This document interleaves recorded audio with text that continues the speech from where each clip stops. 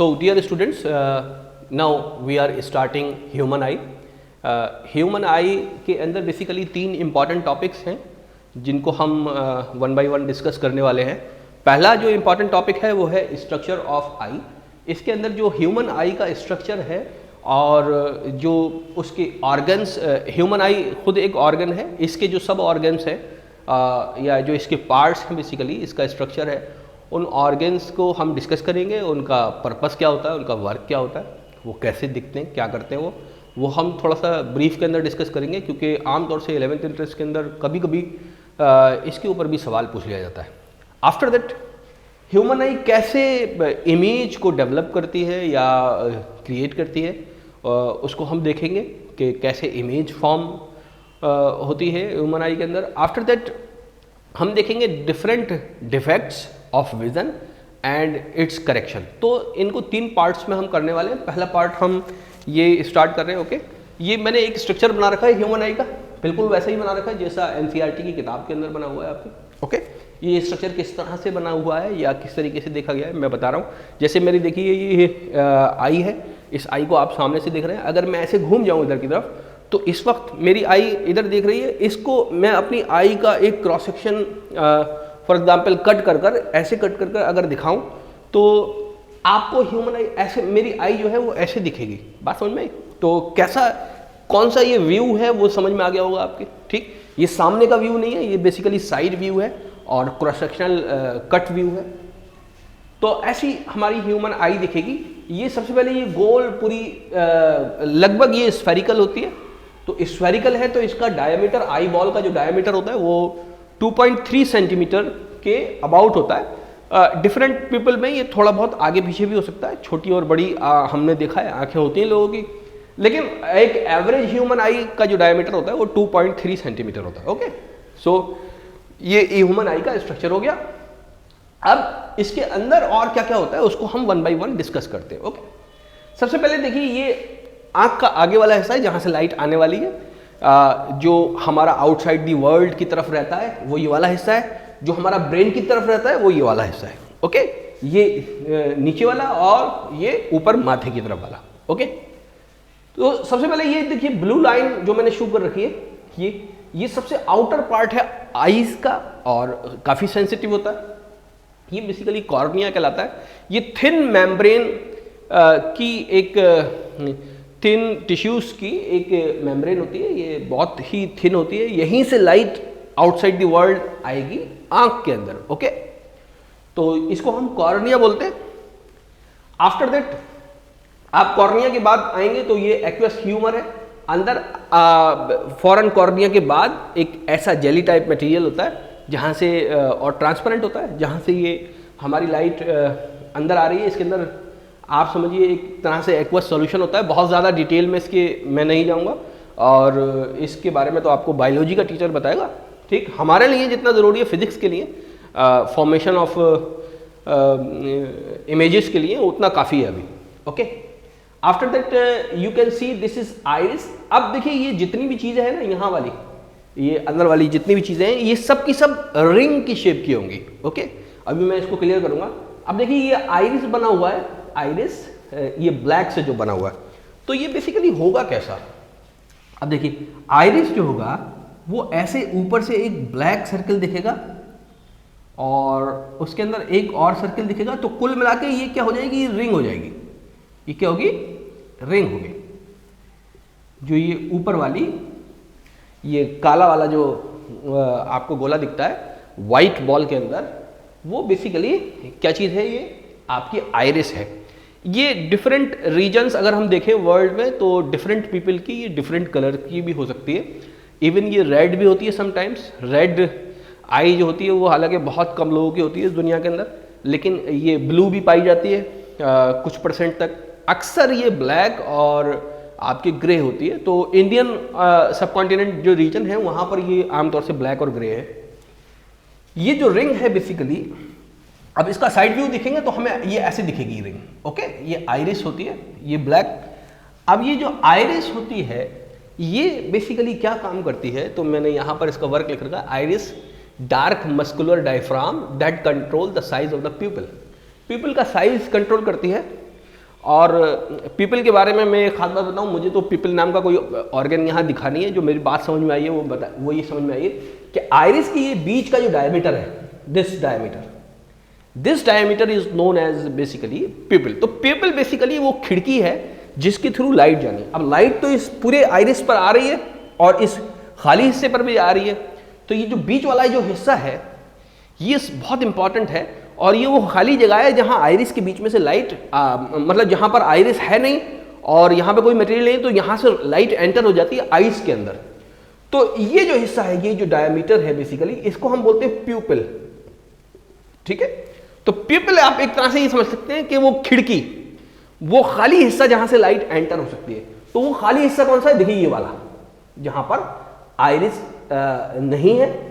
अब ये क्या करती है basically? Dark muscular diaphragm that control the size of the pupil. तो size of the pupil basically क्या हो गया? इसका डायमीटर हो गया।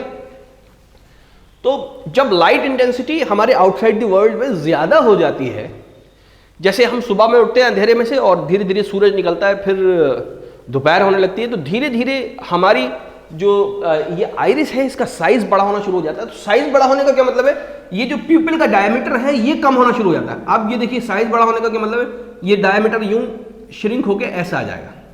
ठीक है, तो ये डायमीटर कम हो गया। तो ये बेसिकली प्यूपिल का डायमीटर जो है या प्यूपिल का जो साइज है वो कम होना शुरू हो जाता है। कब कम होना शुरू हो जाता है? जब इंटेंसिटी ऑफ लाइट बढ़ जाती है। ठीक, तो इसीलिए यहां क्या गया basically control the size of the प्यूपिल। प्यूपिल क्या चीज है? Control and regulate the amount of light. तो बेसिकली ये प्यूपिल वो हिस्सा है जहां से लाइट हमारी जानी है, कंट्रोल्ड और रेगुलेटेड। तो बेसिकली प्यूपिल, हालांकि ये किताब में लिखा जरूर है, तो प्यूपिल थोड़ी कंट्रोल कर रहा है इसको, तो बेसिकली आइरिस कंट्रोल कर रही है। ओके, या आप कह सकते हैं कि ये प्यूपिल लेंस का वो हिस्सा है जहां पर लाइट डायरेक्टली टकराती है या स्ट्राइक कर सकती है। ओके, आफ्टर दैट ये ग्रीन वाला हिस्सा है, इसको सिलियरी मसल्स कहते हैं। इसको अभी डिस्कस करेंगे। पहले हम लेंस को डिस्कस कर लें। ये जो ब्लू मैंने लेंस बना रखा है ये बेसिकली कॉन्वेक्स लेंस है।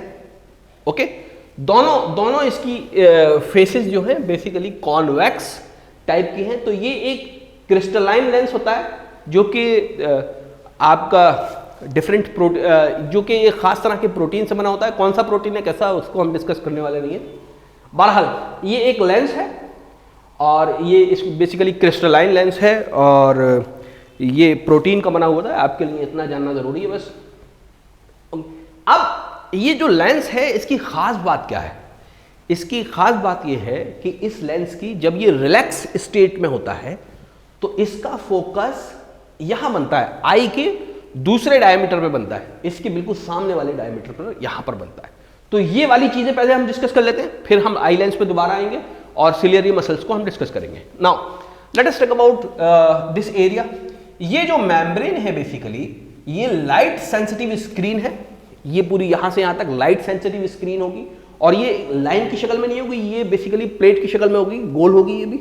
ओके, और बेसिकली कॉनकेव टाइप की होगी। ये लाइट सेंसिटिव सेल से ये बनी होती है और इसका नाम है रेटिना।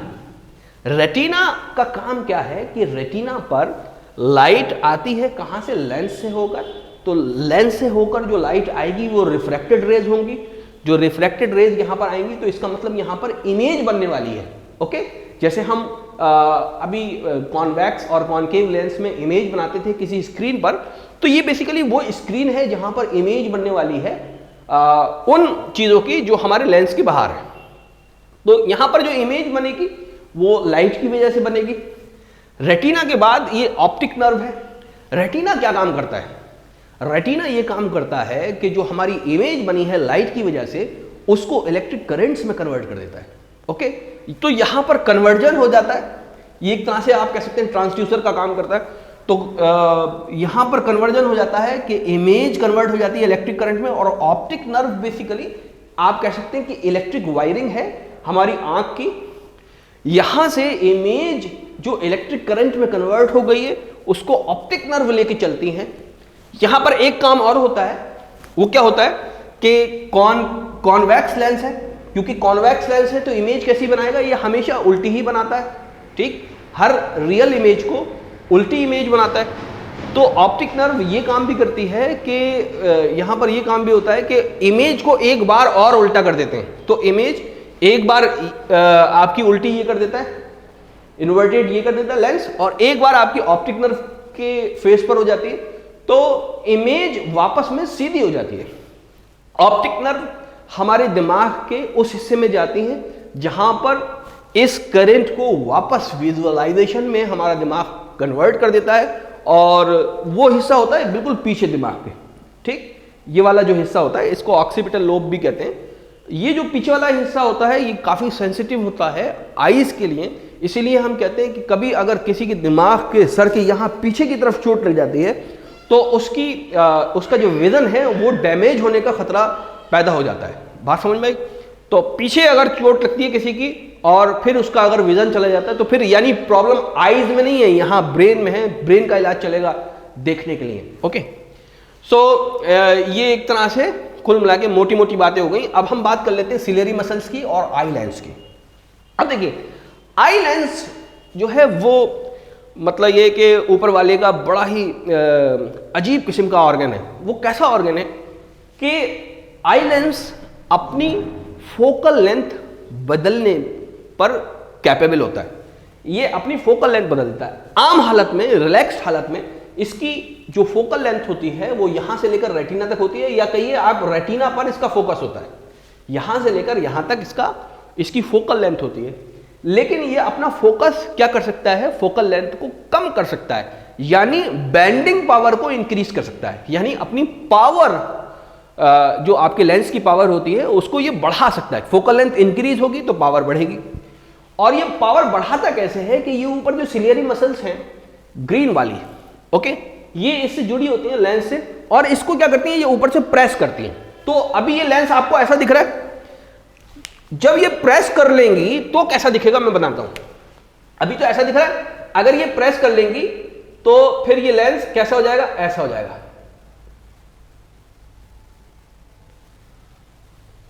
ठीक, ये देखिए, ये जो थिकनेस है यहां वाली थिकनेस से बढ़ गई।